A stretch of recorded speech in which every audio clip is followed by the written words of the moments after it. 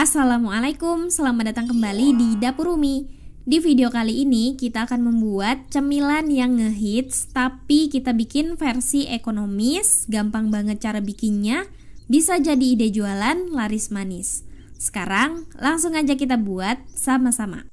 Siapkan wadah besar, masukkan 200 gram tepung terigu, protein sedang, pakai kiloan biasa juga boleh. Tambahkan 2,5 sendok makan gula pasir. Masukkan 2 sendok teh baking powder. Masukkan setengah sendok teh garam. Tambahkan juga 1 butir telur. Dan tuangkan air sebanyak 180 sampai 190 ml. Airnya kita masukkan secara bertahap sambil diaduk-aduk aja sampai konsistensi adonannya pas. Air yang kita butuhkan ini juga tergantung dari besar kecil telur yang kita pakai. Jadi karena itu jangan masukkan air sekaligus.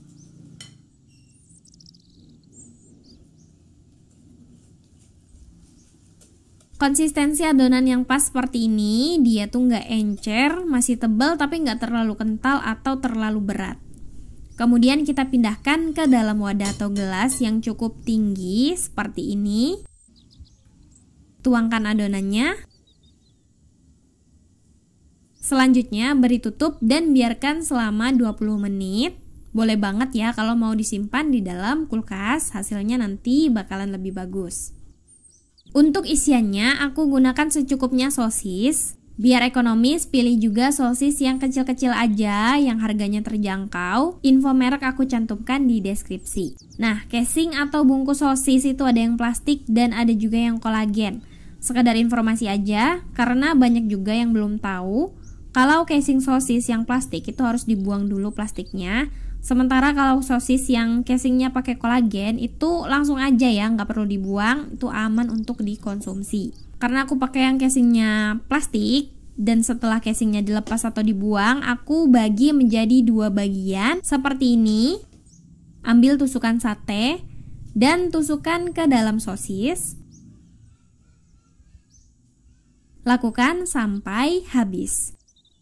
Aku juga akan membuat corn dog keju sosis juga, dipotong lagi seperti ini.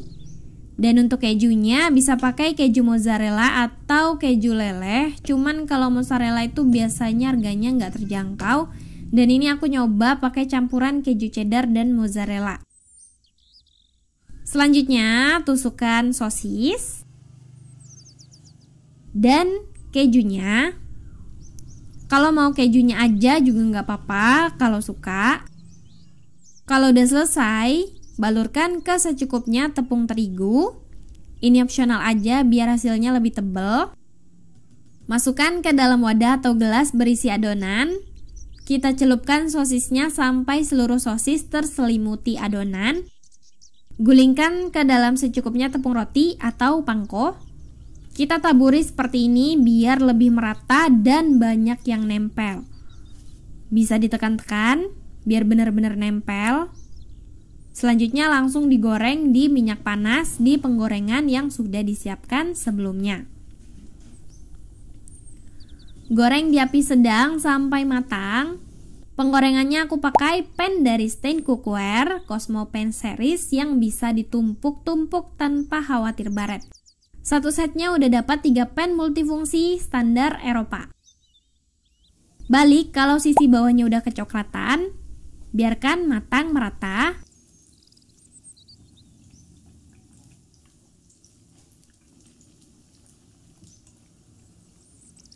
Kalau sudah merata, angkat dan tiriskan.